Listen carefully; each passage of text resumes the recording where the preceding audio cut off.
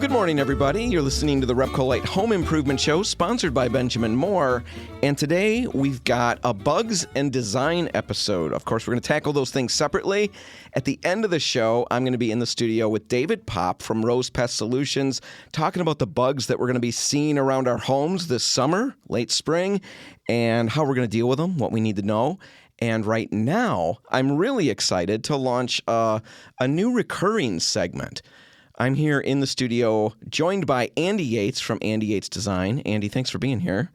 Thank you very much, Dan. Good morning. Yeah, we're excited. Good morning to you as well. We're excited to start this segment. It's something that you kind of pitched to us. What if we did a Q&A, a designer Q&A, and just kind of throw the nets out there on social media and on different platforms asking for questions. If people have any questions for an interior designer, we'll gather those, we'll bring them to you, and then we'll air those segments from time to time as we get the questions. Well, we did that, threw them out there on social media. I threw some things on the radio, and I got a number of emails. I think I've got 8 or 9. I'm not sure how many we'll get through, but we've got these questions. We're going to just jump right in. Some of them are deep. They're going to need just all the brain you've got. Some of them, you're going to just know the answers immediately. So let's see what we get.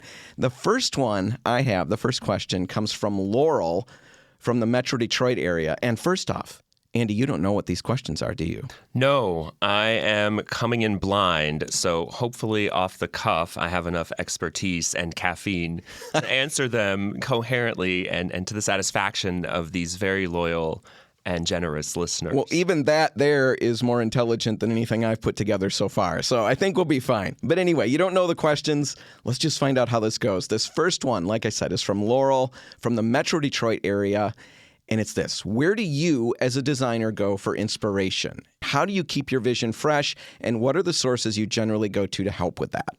Hey, thanks, Laurel. That's a really great question, and I think it's probably a multifaceted approach that I take.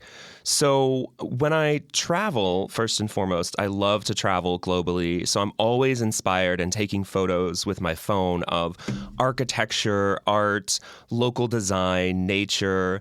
I feel like that inspiration for me is very powerful because I like to imbue interiors with a sense of travel and wonder, and I feel like most of my clients love to reflect that in themselves. So when I'm telling their narrative and their story, what's really important to me is to find inspiration from them, and for me to keep my own vision fresh.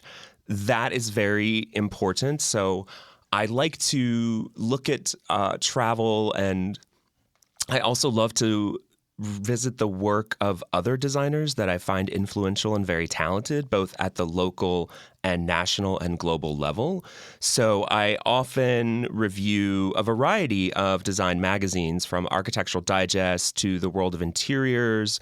So publications that span different market segments, and I look to those to inspire me to see what really is cutting edge and kind of avant-garde in the design world, and how I can distill some of those elements into the interiors that I craft for my clients. So if we're at home looking for ways to find inspiration, I mean, all of that works for us too. Dig into those publications, and then just touring around with an eye towards gathering that inspiration and recording it. You know, we've got the phones, and we're snapping pictures all the time. Maybe we snap a few pictures with that focus in mind. Yeah, it's the approach for general inspiration and design education, so that I'm always enhancing my vocabulary as a designer. That visual vocabulary is anything in the world. If I see a really cool outfit or a storefront, if I see, a building or an interior that I love, a piece of furniture, a piece of jewelry, and that often weaves its way into the end result for clients. One other thing you mentioned that I do think is really powerful is to also find that inspiration really simply from Google searches. I'm a huge fan of Google image searching, and very often I will experiment with different keywords when I'm trying to find specific images that might help materialize the concept I have in my mind. So whether that's a color or a style, a combination thereof, and a room type or a business type, I find that really helpful, and kind of creating a nice, large, oversized collage, then editing it down and distilling it into what I think are the most powerful few inspiration images or elements for any particular design. Yeah, the thing I love about that, I mean, two different things. You mentioned you're constantly educating yourself in your field. Sometimes I think maybe not everybody, and maybe not with all things, but I know there are things that I do that I feel I've figured it out. I've got it. Now I'm just going to live in that zone. But it's not about that with you. And it shouldn't be about that with any of us. It's just constantly learning. Teachers have to keep going back to school to stay fresh. You're doing that same thing. I love that. And the other thing that I love is the idea that you're gathering inspiration from things that aren't necessarily even connected to what you're doing. You're finding jewelry, but it's colors and it's combinations of colors and it's materials that are getting used that perhaps you can mimic something like that. At least I'm assuming that's where you're going. You're finding inspiration from everything, not just architecture or good colors somewhere. I mean, like on a wall, it could be colors anywhere. Yeah, exactly. Shape, scale, form, all of the sort of basic elements of art, that we learn in Art School 101. Those elements of design, they're intrinsic to everything that we create. And part of the creative process with art is that it's always evolving. And sometimes it's cyclical and referential to the past, but we're always looking for new and fresh perspectives that can excite us and engage us and our clients. So that's how I stay, passionate and try to keep visions coherent and focused on the work at hand, but also just to play and to have fun. So thanks, Laurel. Yeah, that's a great question. Great answer, Andy. You're going to get an A on that one. I'm going to grade you, by the way. Oh, thank you. Yeah. I want to be a great student for you. Let's find out how well you do. Here's the next one. This is from Sue in Grand Rapids. Really short and to the point. How do designers charge for your services? Thanks, Sue. That's a really great question and actually fairly common when I have initial conversations with potential clients. So I can tell you that it varies from firm to firm, but there are some basic ground rules to charging and to entering into agreements that I think most firms have in common. So designers and architects alike, and I'll use the term kind of interchangeably, are going to charge in two ways, either with a flat fixed fee model or an hourly services model. So when you're working with a firm, especially commercially, if this is for a business or a contract project, we almost always exclusively use a flat fee model. And we're going to look at, in those instances, whether it is contract or residential or residential, which I often say, the blending of our work-life balance. In any of those instances, we're going to look really critically at the scope of the work, try to tighten that up and keep it very clear what that fee encompasses and what it doesn't encompass. And that can be on a square footage basis or an estimate based on hours, much like a contractor would come and give you a quote for a job. We know based on our experience and expertise how much time this is really going to take. We use that and factor in all of the hours we and our staff are going to apply. And in that vein, as well as for the hourly, there's also the element of commissions or markups. So most designers in the residential world also operate as retail businesses, essentially. So because we have access to exclusive products, we can buy them at wholesale rates for clients. We add our markup onto that, which is what I call a kind of purchase management fee. And then we sell you those products, much as you would walk into any retail establishment and buy. However, what I find is great about designers is we have exclusivity for you and we manage the process kind of soup to nuts on our end, and we can give you really great pricing on items that are unique and special that you can't just find available to the general public. And in that model, some designers only work on a cost plus. So what they really do is build in all of the hours they're going to help you design and shop for products and find them, and they're going to build in all of that to their profit in their sales. On the hourly end, that's a looser format for working, and it's the way I work most of the time because it's difficult to define sometimes at the beginning of a project what the scope will be. So I create an estimate based on what we feel the appropriate scope is at the beginning of a project for a client, and then we just let it evolve. So I'm constantly checking in with budget and investment for clients through the process, and I find that it really is helpful to have that conversation immediately when speaking with a potential client, so you know what they're comfortable investing and how they would prefer to work. All right. Perfect. Andy, I've got to take a break. I've got to play commercials, but I'm wondering, can you hang with me over a break, and we'll get to more questions on the other side? Absolutely. All right. I'll be back in the studio with Andy Yates getting more answers to your questions in just a minute. Stick around.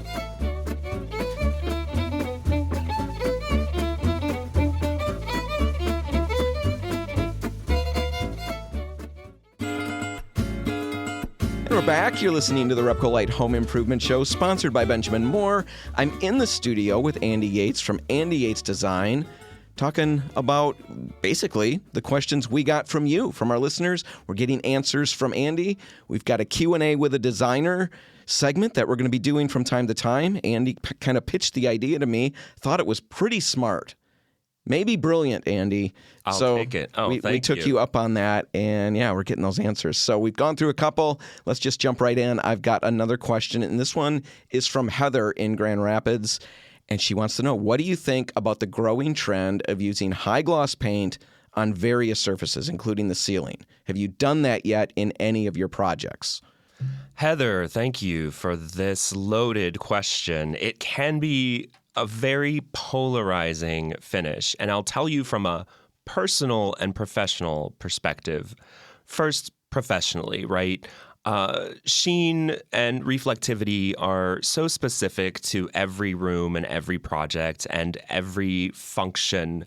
So with high gloss paints, as well as, polished metals, right? Anything highly reflective, you have to think very critically about how it's applied, what percentage of surfaces in that space are going to reflect light at that level, and what are the functions that have to happen in there. So when there's a lot of glam and a lot of reflectivity on surfaces, it can be a little overwhelming, right? Especially because it can add to fatigue in your vision. It can cause issues with sort of focused work. So I tend to approach high gloss finishes in places where the activity would support that, and not places where you want to feel more calm or relaxed, because they are very energizing. They bounce light around, they catch your eye, and they catch any small amount of movement. And because our brains are hardwired to kind of focus on movement when we see it, they can be distracting in an area where you don't necessarily need that. So, like dining rooms are fun because you think about how they reflect candlelight, and you have dinner parties and exciting moments in there. It can be really lovely to use those kind of glamorous finishes in areas of circulation, where I also say it's good to have a lot of pattern and color and interest. You can be more bold in hallways, foyers, powder rooms, because you're not spending a lot of time in those areas, and your focus is really about movement or small, limited activities. When I think about it personally, and again, my opinion only matters in where I live, right? I create for clients what they need and want. It's never been a go-to for me to want to have a lot of reflective finishes. And I think because of the reasons I espoused, I do enjoy moments of gloss, and I do enjoy like trim in certain rooms. For example, I have had clients, there was one on Little Traverse Bay where we wanted gloss on all of their trim. They loved that look. And to combine that with more matte walls and a lot of textures that were more matte, it was really an interesting juxtaposition. I think about those in terms of ceilings. I love papering a ceiling. I love painting a ceiling with a gloss. The thing about those finishes, especially with paint, is you have to be very, very certain and fastidious that the surfaces are perfectly prepared. Because the more gloss you add to a finish, the more flaws and imperfections that it will show. So every nail pop, every instance where it might have not been sanded smoothly, And so when you use lacquers in that way on furniture or ceilings or walls or trim, they do have to be impeccably prepared. Matte finishes then obviously are much more forgiving, which is why we often use matte and flat on ceilings, because they can be a challenge where, architecture and buildings might settle. Similarly for moldings, that can be where you have issues at joints and caulked seams. So I would say if you're going to approach them, maybe it isn't the easiest DIY project. And I would definitely recommend hiring a professional painter for gloss finishes. Yeah, that's kind of where we land. I don't even know how I feel about it personally or from a design point of view, because I really never get to that part of the conversation in my head. I'm thinking about it practically. And I just know there are, like you mentioned, every little thing is going to show up. Every imperfection is going to be just so magnified because of that gloss finish. And there's so many things that have to go perfectly with the application that from a DIY point of view, I do think it's certainly not impossible. It's just a little scary. And for me, I know I don't have a space in the home that is that perfectly prepared. I do like it on trim and stuff like that. I like, maybe not a high gloss, but definitely a semi-gloss, something like that. I like to see that. But definitely I'd be afraid of it on a ceiling. So, no, I like that. It's something that we're seeing more of, getting questions about, obviously, and that's a great answer. And before we kind of close this segment out, I want to mention a couple of things. During the course of that answer, we talked about using a flat finish and how that's more commonly used because it hides everything. It hides imperfections just a lot more. It's just a lot easier to work with, especially on a ceiling that's often kind of complicated to paint. I want to make sure that I highlight Benjamin Moore's premium waterborne ceiling paint because it's a dead flat, ultra flat product that can be tinted to any color. So if you do want to kind of push boundaries a little bit, you can go to any color with this Benjamin Moore waterborne ceiling paint and it will remain dead flat. Most times when we tint a product, especially if we add a lot of tint to it to get to a darker color, that tint is going to actually increase the sheen of the product. So you could get a flat paint, tint it up to a darker color, and it's not going to be a dead flat anymore. The Benjamin Moore waterborne ceiling paint will remain dead flat, which means you can get any color up there, and it's crazy easy to work with. So keep that in mind if you're going to go with a color on the ceiling and you're thinking you might want to just go towards a flat. Another thing we mentioned, if you are going to go with a high gloss on a ceiling, it might be something that you don't want to tackle yourself. You might want to hire that done. Well, we've got on the RepcoLite website, you can go there and we've got a form, a find a contractor form. Basically, head to RepcoLite.com and then right on the top menu, you'll see a find a painter, find a contractor tab. Just click that. And then there's a quick form. Just fill out the form, let us know where you're at, and a little bit of an idea of what your project is, and then hit submit, and we'll get you some names. All right, Andy, that's all the time we've got. Thanks so much for hanging out with us today. If our listeners want more information, they want to find your website, check you out there, how's the best way for them to find you online? If anyone wants to explore the portfolio that we have or learn more about our firm or me, you can go to andyyatesdesign.com. You can also find us on Instagram and Facebook and Twitter and Pinterest, all at Andy Yates Design. And we try to keep those all current with fresh work and work in progress. So hopefully anyone who visits can find inspiration and learn more about how to work with us or designers in general. Perfect. We'll put links in the show notes so you can check it out. Andy, thanks for hanging out with me today. Absolutely. Thank you, Dan. All right, we're going to take a break. When we come back, I'm in the studio with David Popp from Rose Pest Solutions talking about bugs. Stick around for that. You're not going to want to miss it.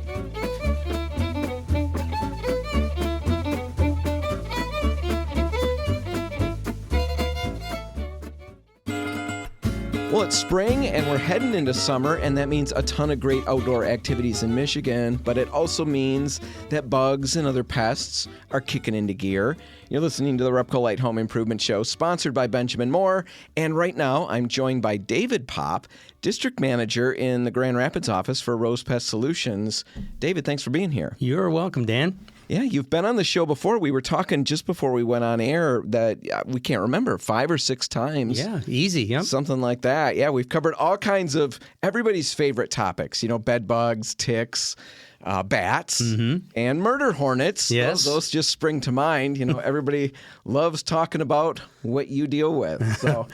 Anyway, how long have you been working with Rose Pest Solutions and dealing with bugs? Been with Rose this is going on my 27th year, but I've been in the industry now for 41 years. 41 years of dealing with bugs and pests and all kinds of things. Well, that's a life well lived, huh? Yes. Yeah. All right, let's get to the issue at hand. Weather's getting beautiful out there. We're almost to summer, and at this time of year, I guess I'm just curious. What are we going to be dealing with? What are we going to be seeing a lot of in terms of bugs and pests? And I guess more importantly, what can we do about them? Well, I think right now the number one pest is going to be ants, either pavement ants or carpenter ants. There's also acrobatic ants. There's a number of different ants that we deal with. Whoa. Acrobatic ants. I need to know more about those. Well, they will actually nest in like a cavity. They'll usually take over somebody else's area. The way it's real simple to identify them, their abdomen or their rear end looks like a heart. And that's what the acrobatic ant looks like. Why are they called acrobatic ants? Do they do really cool things? Yeah, I think so. The trapeze act and the whole 9 yards. Like a flea circus, yes. right? That was a thing, only now you could do it with ants. Yes. Yeah. Okay, so I interrupted you, but you had to know that was coming. That was very intriguing. I got to look them up. I don't want them, but maybe somebody who lives nearby could get them, and I could check them out that way. Yes, and you'll be able to tell. Acrobatic ants, carpenter. Did you mention those? I did. Carpenter ants, which are wood-destroying insect. They are definitely an economic concern because they do wood damage. Generally, with a carpenter ant, they're actually nesting on the outside, but they will have like a sub-colony or nest on the inside. But they will do substantial damage, just like a termite would. Are these identifiable by sight? I mean, like, can we, the regular people, pick them out by sight, or do we have to look for evidence of what they're doing before we know? Well, I would say definitely evidence for sure, but they, in most cases, a lot of people think they're a large ant, but they also have what we call a major worker or a minor worker. The easiest way to identify a carpenter ant, again, you're looking at a body part, is their thorax. It's a smooth, even thorax, which is that middle section of their body. And you have to look at it closely, but it is it's real smooth and rounded. Okay, so just because I have big black ants in my home, that doesn't mean that I've got carpenter ants? That's correct. You could have field ants. There could be a couple different other species that enter in. Citronella ants, which is kind of like what we call as an odorous house ant. Those can enter in. So there's a number of different ones. But generally, what you're going to see is when you talked about the visible evidence, that's what we call Frass. That's where they actually are boring out an area and dumping the sawdust, if you will, along with different body parts of the ants that they're cleaning. They're doing like a house cleaning. So if we find that, that means carpenter ant. Could be. That's Frass. But the key is looking into the Frass to see if you see body parts, antennas, legs, the thorax, the head, because they're cleaning out that cavity. It's important to do so because a lot of times people will call us up and say, I've got sawdust. I know about the carpenter ant. Well, what it was the electrician actually boring a hole through the floor joist. Okay. And it got into a spider web. And people thought that, they thought that it might have been a carpenter ant problem. All right. So ants are a big deal. A lot of things to look at. If I'm looking at them, I guess let's talk about me. That is one of the things I'm dealing with right now. Ton of ants in the house. Normally I put out little bait traps. And then usually in a few days, the problem kind of goes away, and I don't notice them anymore. This year, it's been different. They're clinging. They're not taking the bait, or they're immune to the bait. They may not be taken to the bait as far as because it's not palatable to them at this point. Okay. So I've got to have the right bait for the right time of year for the ants. Yes. This is way more complicated than I anticipated it being. So we're looking at ants. If we see issues, have concerns, we can give you a call, and you can kind of walk us through that. What other things might we be looking at this time of year? Well, mosquitoes. Big part of this time of the year coming up is mosquitoes, and that's definitely a concern for most people. Ticks are another pest. Earwigs are another pest that occur. Ground beetles will get inside. Those are your major pests that you're going to end up seeing. Some are occasional invaders where they're not that big of a concern, even though they appear to be a nuisance. Okay, so I'm in the studio with David Popp from Rose Pest Solutions, talking about all the nasty little creepy crawlies that we could be dealing with over the course of summer, late spring, and into summer. You mentioned a number of them right off the bat. We talked about ants. Let's talk about, let's hear the second one you mentioned. Mosquitoes? Mosquitoes. Let's talk about that. What can I do? I mean, you see all these places that will mist my yard. You know, what do you think about that? What are my solutions so I can enjoy some time outside a little bit better? Well, the biggest thing to do is to take care of any areas that might become a breeding source. They look for stagnant water, stuff that's not water that's not moving. That can be rainwater that's been in a piece of playground equipment for a while that is not going anywhere, and that's where they like to place their what we call as an egg raft that then turns into where they then become a larva, into a pupa, into an adult, all in the water. Now, so, you've told us before, I believe it was you. You have a really horrific number in just a small amount of water. How many mosquitoes can thousands. Thousands can breed. I've seen literally walking around some people's property, and I've seen just an old paint can. It wasn't a RepcoLite or a Benjamin Moore, but it was a paint can that literally was probably about three-quarters of the way full of water that was just brewing thousands. It had thousands of larvae in the pupa. In the mosquito world, those are called wrigglers and tumblers. And the reason that is because of their action that they do, because they have to breathe through a breathing tube. So they'll actually go up to the surface of the water, and then they'll tumble down, if you will, or wriggle down, as you will, for them to get back into the water. Well, they sound acrobatic as well, like the acrobatic ants that we talked about. So get rid of all these areas of standing water. I've got a water bucket for the flowers that I've noticed ever since. I mean, this was years ago that you mentioned this to me. So I'm pretty good at this. I go around the yard and dump all these things over, but man, just that little bit of water. It can. So you want to look for those sources. The other thing that you want to do is cut down any tall grass that might be in the area. Keeping your lawn mowed is a big part of it. The one thing that's difficult is that you can do everything you can. You can have your yard treated. But the problem is you're not putting up a dome around your house. There is people that may not be doing the same thing that you're doing, that those adult mosquitoes can come and still come onto if you're enjoying your deck at night, and they'll still seek you out. So but what you can do, and then if you can talk to your neighbors as well, that only helps you. Okay, all right. So what about this, like citronella candles, things like that? How effective? They smell nice. Okay, you don't find them terribly effective for the.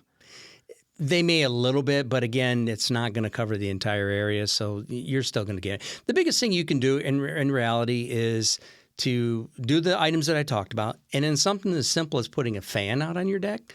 Mosquitoes do not like to be where there's a movement in the wind. Okay. So you're producing your own wind there by putting a fan out. That helps. Okay, so we can produce our own wind, yes. and that will help alleviate some of the mosquito problems. Yes. All right. We're in the studio with David Popp from Rose Pest Solutions, and I want to talk about ticks. I attract a lot of ticks, David. I hesitate to say that I'm a tick magnet because that's a really bad joke, but it's the truth. I want to talk about those. I want to talk about earwigs. I hate them, but I don't have any more time for this segment. Can you wait with me over a break? Sure. All right. We'll pick it up on the other side. I'll be back with David Popp from Rose Pest Solutions in just a minute. Stick around.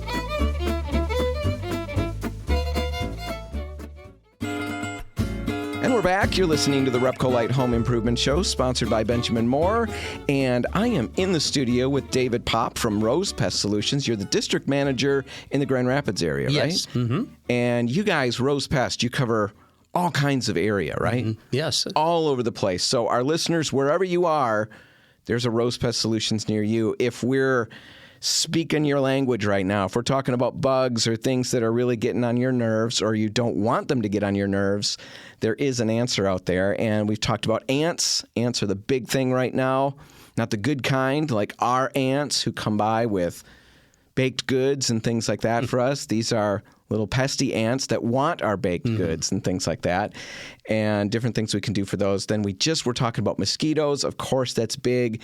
Get rid of all that standing stagnant water. That's a big thing you can do. Get a fan on your deck. They don't like moving, the air movement, and that'll maybe give you a little bit of a break.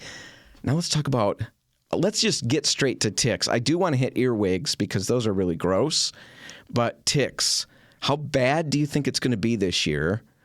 And what kind of things do we need to look at? What kind of precautions can we take? Well, I think that's the big part. As far as how bad it's going to be for this year, the one thing I know is that with all pests right now, we had a real mild winter. And anytime you have a real mild winter, the pest activity definitely increases. With ticks, what you can do, and again, the best thing is prevention. Making sure that the lawn is cut around your yard. You can have like a tick-free zone where you could put like gravel or river rock, that type of thing. They don't want to be there. There's no reason for them to be there.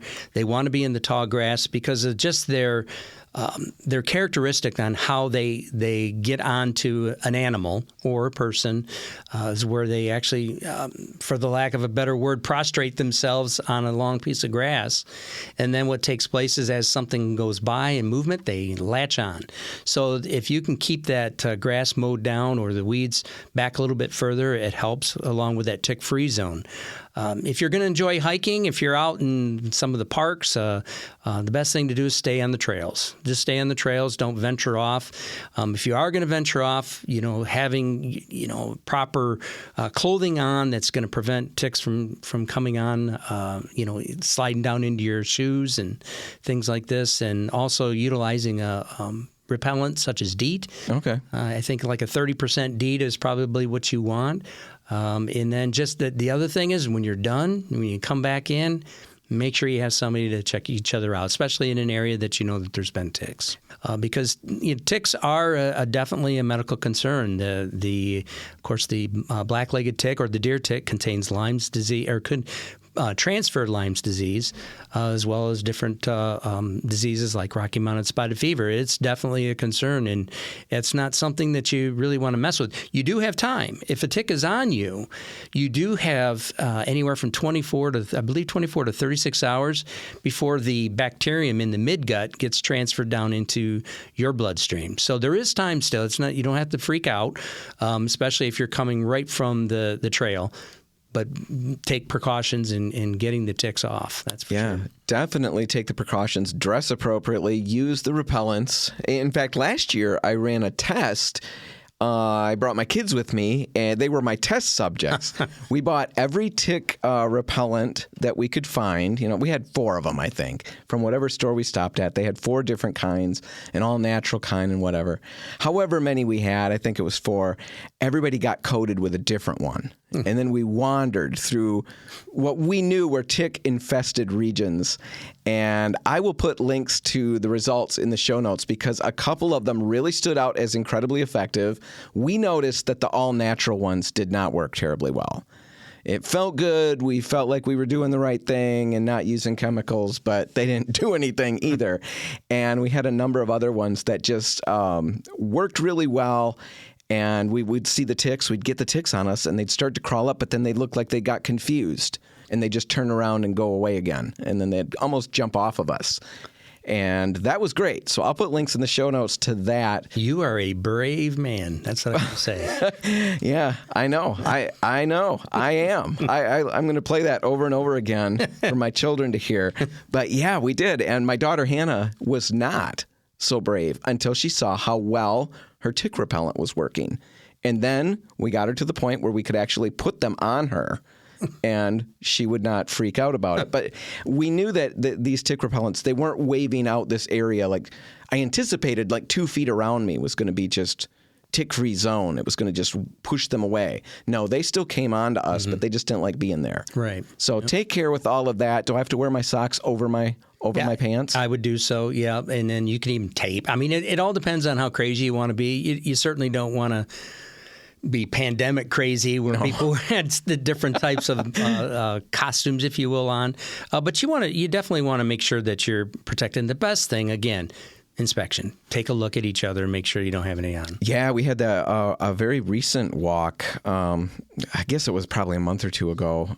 Nice weather. We had, like you said, mild winter, nice weather. Brought the dogs out. We went off the main trail because it was so muddy. I was not anticipating ticks. And we didn't even check for ticks because it was so close to winter at that point. This was a while back. And I noticed at the end of the day, the dogs walking through the house, what is that? Oh, man. And they were tiny ticks. They were super tiny at that point. Pretty sad. Yeah. So get out there. You still can have fun, still can enjoy it. Check out the different repellents. They do work. I'll have a link in the show notes for that information. Just take the precautions that you need to so you can get outside and enjoy the hiking, enjoy all of that. Ticks. Hate them, hate them, hate them. Earwigs. I'm not a big fan of those either. I get a ton of those around the house. What can we do about those? Well, it depends on what do you have on the outside of the home as far as, do you have a lot of mulch? I do. I have a fair amount of mulch, yes. Yeah, that mulch is designed to obviously to contain moisture and so forth. What happens is earwigs love that. So where are they going to go for more? They're going to go right up on your siding underneath it, and that's how they're going to enter in. The best thing you can do is to, if you will, to have an earwig-free zone. If I know that's not a great thing because of aesthetics around a house, but Sure. They're after the moisture, and they're going to be, within the mulch like that. You can even rake it up and move it around and so forth. But the best thing to do is to have a treatment, have an exterior treatment in that area. That's going to eliminate the chances of the earwigs entering inside of the home. So you guys come and take care of that. Yeah, all right. So let's talk about some of that in the last little bit that we've got with all these different things. Mosquitoes. What do you have that you can do for mosquitoes, for ants, for all of these things? What we do is for instance, with mosquitoes, we will actually treat the property. We'll use a mister treatment, and we'll treat any foliage that is where mosquitoes can get up underneath leaves and things of this nature. We will not treat any type of plant that is flowering. And the reason that, of course, is that our labels don't allow us to do so because of the pollinators. Sure. And so we will stay away from that. But we're going to treat up any long grass area. Like I said, the bushes or trees that have the adult mosquitoes on them, because what that's going to do is they're resting at that point when we're treating there, and that'll take care of the adult mosquitoes. We'll also point out areas such as what we talked about earlier where there's stagnant water. We'll dump it for you. If we see something, a bucket, we're going to dump it. But it will actually point out any areas that could possibly have water, such as eaves that are clogged up. They contain a lot of it. It's a big breeding site for mosquitoes. Okay. So you'll kind of get eyes on the whole situation, and you've got some solutions to help with that. Same thing with ants, same thing with earwigs. Yep. We'll do what we call as our home service program, where we'll do a treatment 3 times a year. We can also do what we call as an omit treatment, which is just exclusively doing around on the exterior. These will help, and it's a very successful program. All right. So basically, you guys come out. I'll tell you what I'm dealing with. You'll probably find 6 other things that I'm dealing with that I either forgot about or hadn't even figured out yet. And you've got some solutions for me. You're all over the state and beyond, right? Mm-hmm. So if our listeners have questions, they want to get in touch, they want to figure out what you could do to help them out, how's the best way to do that?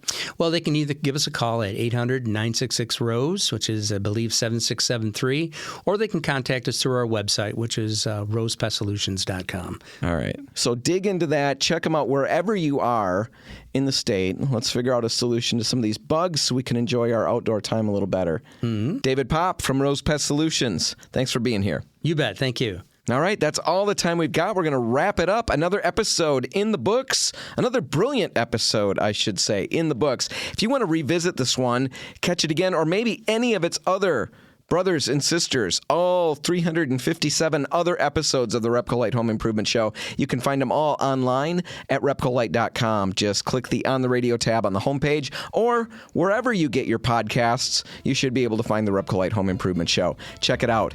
Whatever you do today, make sure paint's a part of it. I'm Dan Hansen. Thanks for listening.